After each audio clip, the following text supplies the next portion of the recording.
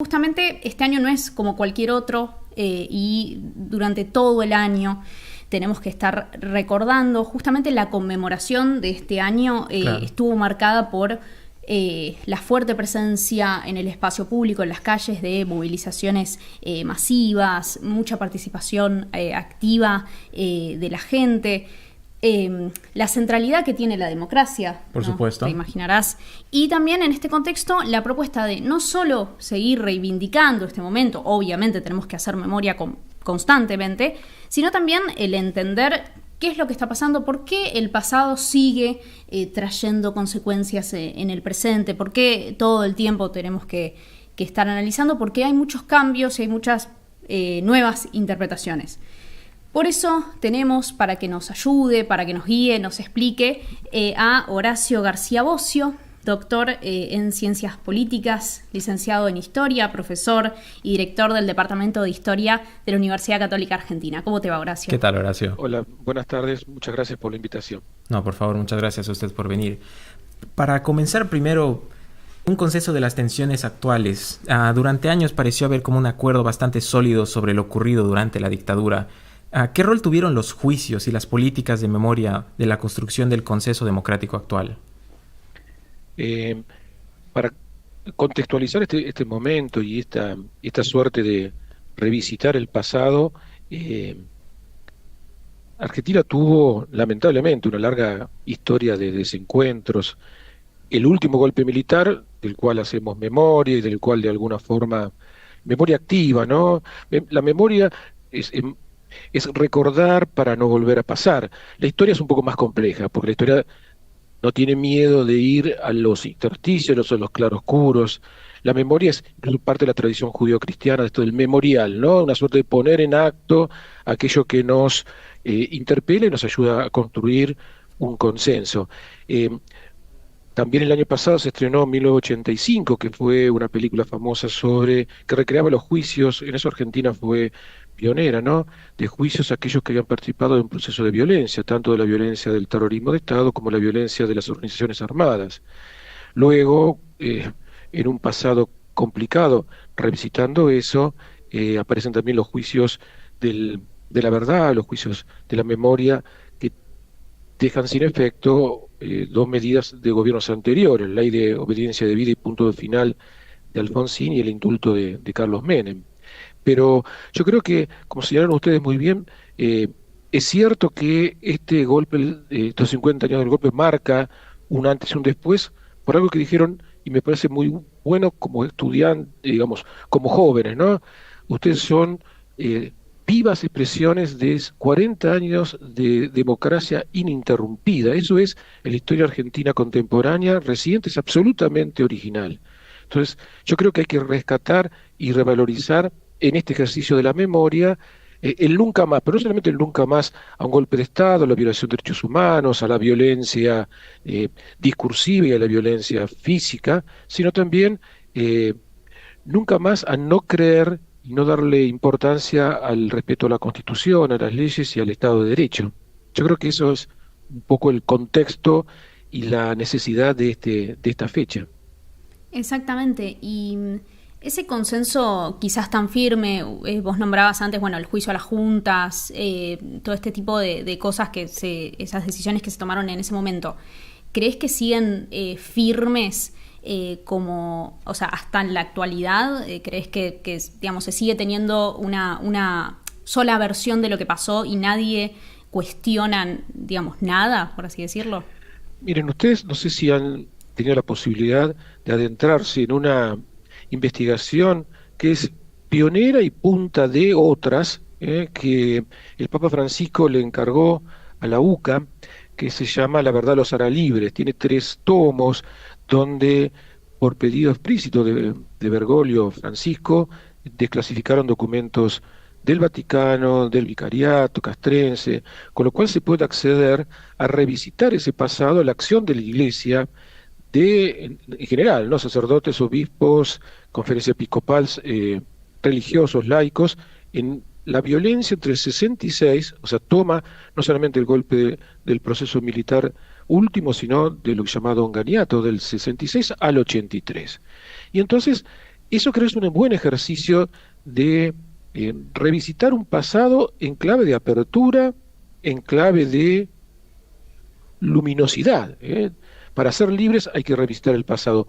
La Iglesia, y muchos, digamos, miembros de la jerarquía eclesiástica, muchos católicos, no siempre tuvieron esta conciencia tan fuerte, evidentemente, del respeto a las instituciones, porque algunos de ellos apoyaron golpes de Estado, o también fueron animadores de ciertas prácticas revolucionarias. Pero la Iglesia, como institución protagonista de esos años tan difíciles de la Argentina reciente, no tuvo miedo con este documento de vérselas con el pasado, en su mirada de complejidad, en su mirada de apertura. Quizás sería bueno que también lo hicieran los otros protagonistas, ¿no? La sociedad civil, las Fuerzas Armadas, aquellos que participaron a la cabeza de los movimientos revolucionarios. En eso la valentía de Francisco fue fuerte para decirnos, bueno, acá no hay que temer a revisitar el pasado con sus claroscuros y con su dolor. Este es un tema muy sensible, hay que ser muy respetuoso porque hay muerte, hay víctimas, hay, bueno, desesperanza en la Argentina que podía construirse, y aún hoy, con tantas diferencias, con tantas dificultades que puede tener la democracia, aún hoy esto que podemos festejar una elección y que a un presidente o presidenta se lo reemplace por elecciones, eso es novedoso, eso es para celebrar y eso es para que las generaciones jóvenes lo tengan no como algo que le va de suyo, sino como parte de una lucha muy grande por construir una ciudadanía que respete al otro. Acá la clave es el respeto al otro. El otro no es mi enemigo. El otro puede ser mi adversario político, puede pensar distinto a mí, pero el otro no es sujeto de aniquilamiento, no es sujeto de censura, no es sujeto de cancelación. Si no tenemos en cuenta esta mirada sobre el otro, es muy difícil construir un encuentro, ¿no? Claro. Horacio, volviendo a algo que usted dijo, usted mencionó que en el ejercicio de la práctica de la memoria histórica y en la ejecución social y política hay una complejidad más grande. No es que por el hecho de rememorar el pasado se puedan cumplir completamente el no repetir. ¿Cómo se ejemplifica esto en la historia argentina en estos últimos 50 años? Hay una cuestión muy interesante que yo les animo también a acercarse.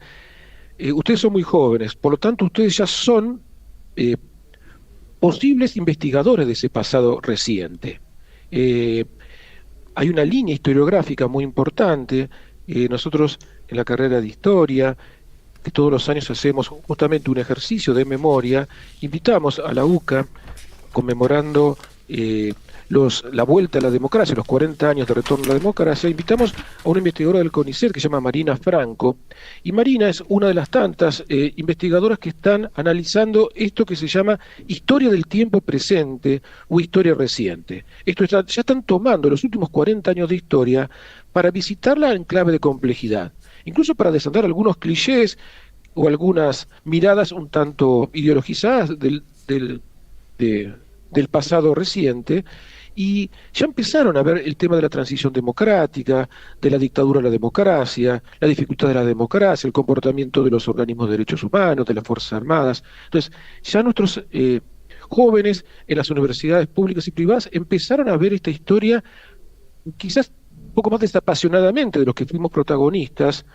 vitales, porque empiezan a ver esto justamente en esa clave de complejidad. Y hay otra línea historiográfica hermosa que se llama Historia de las Emociones.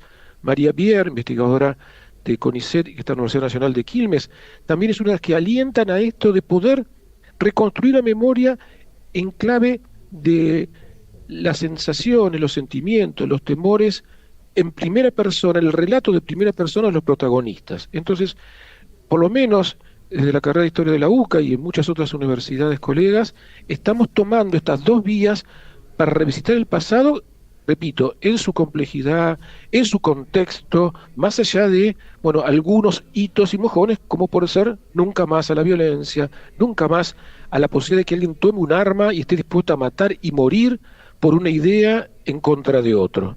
Eso sí, son algunos nunca más que creo que la sociedad argentina, con todas sus dificultades y sus complejidades, tiene como un consenso. Claro, exactamente, hay consenso entonces.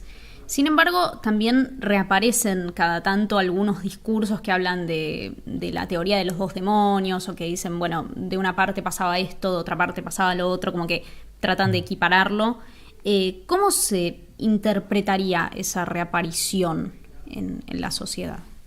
Yo creo que tiene que ver con esto, ¿no? Con negarse a plantear en clave compleja un tema que efectivamente ha sido producto de, repito, una larga serie de desencuentros que empezó en 1930. Argentina, si comparamos con el resto de América Latina, es el país que más golpes de Estado tiene a lo largo del siglo XX, en esto de no respetar la Constitución y las leyes y el Estado de Derecho. Nos habíamos acostumbrado por lo menos a que un presidente elegido constitucionalmente fuera sacado por un golpe de Estado.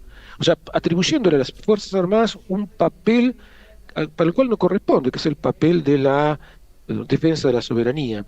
Golpe en el 30, golpe en el 43, golpe en el 55, golpe en el 62, golpe en el 66, golpe en el 76.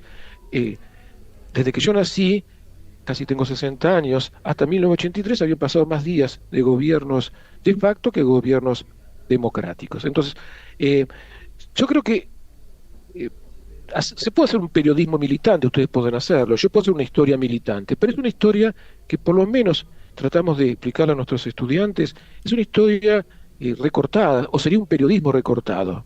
No hay que tenerle miedo a la complejidad, a la contradicción, y en ese caso yo creo que volver a reivindicar verdades absolutas o verdades que se contaron a medias, no está dentro por lo menos del ámbito académico y que estamos buscando también en las distintas universidades de divulgación.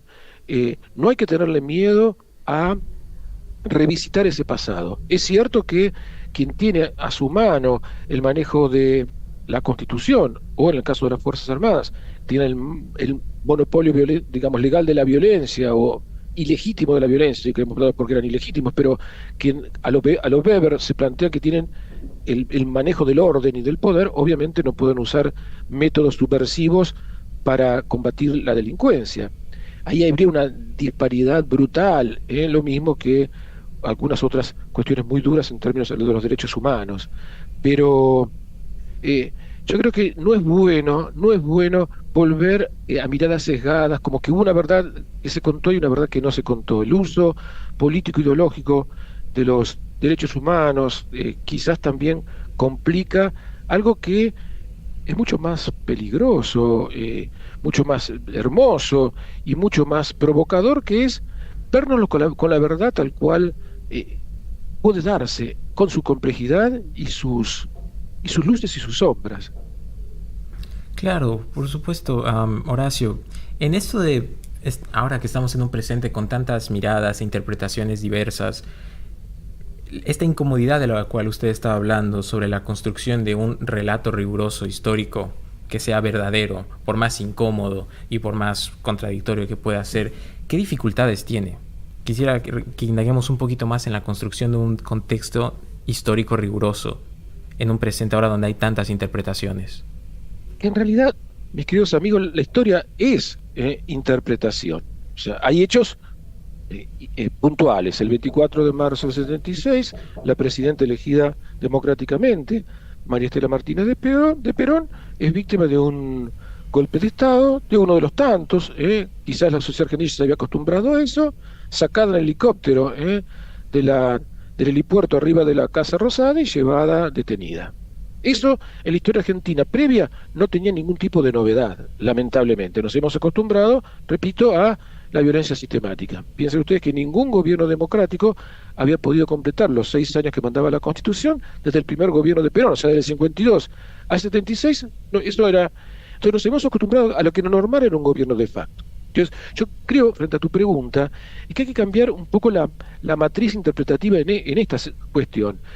Quienes pueden hacer una historia revisitada en complejidad y con perspectiva de desatar ciertos nudos del pasado son las generaciones jóvenes. ¿Por qué? Porque parten de una experiencia vital de que la democracia es un valor y que la democracia y el Estado de Derecho es la clave interpretativa, la clave hermenéutica de ese pasado. Entonces van a poder ser más desapasionados quizás, y escucharnos a los más viejos, a los más grandes, protagonistas de esa etapa, y ahí recreando, reinterpretando ese pasado en esa clave de búsqueda de ¿por qué? Porque la pregunta es ¿por qué Argentina estuvo dispuesto durante mucho tiempo a destruir al otro, a no respetar al otro y agarrar un arma, y estar dispuestos a agarrar un arma para matar y morir? Esa sería la pregunta que animaría a una, como vos señalabas, a una vuelta a revisar ese pasado.